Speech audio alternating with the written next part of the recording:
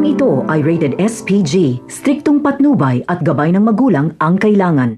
Buong puwersa sila Ramon na aalis sa mansyon para makipagpalitan ng ransom. Napakarami niyang mga tauhan at dagdag dito ang grupo nila Enteng. Pero hindi pa man sila nakakalabas ng mansyon ay dumating na si Rigor at may kasama itong mga kapulisan. Galit na galit si Rigor at gustong mabawi si Marites.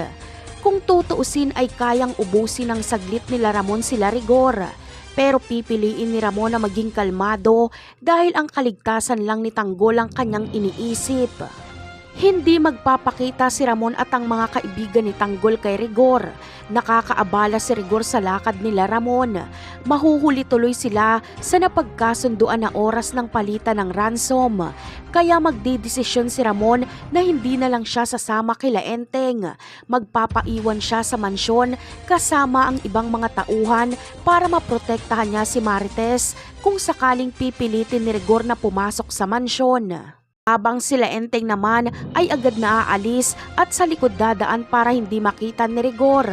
Sa kabilang banda naman ay sa paglabas nila Fatima ng bahay ay patuloy ang kanyang pagpapanggap na boyfriend niya si Tanggol para hindi makahalata ang mga tao. May pagkakataon sana si Tanggol na sumigaw at sabihing kinidnap siya pero hindi niya ginagawa. Tila gusto niya kasing magtagumpay sila Fatima sa kanilang plano para magkapera na ang mga ito. Sa susunod na eksena naman ay sa pakikipaghabulan ni Fatima kila Enteng ay wala siyang takas. Kaya naisip ni Tanggol na samahan si Fatima dahil kapag mahuli ito nila Enteng at kasama siya ay hindi ito papatayin. Ngunit ano kaya ang isasagot ni Tanggol kapag mahuli sila nila Madonna at tinanong siya kung sino itong babaeng kasama niya?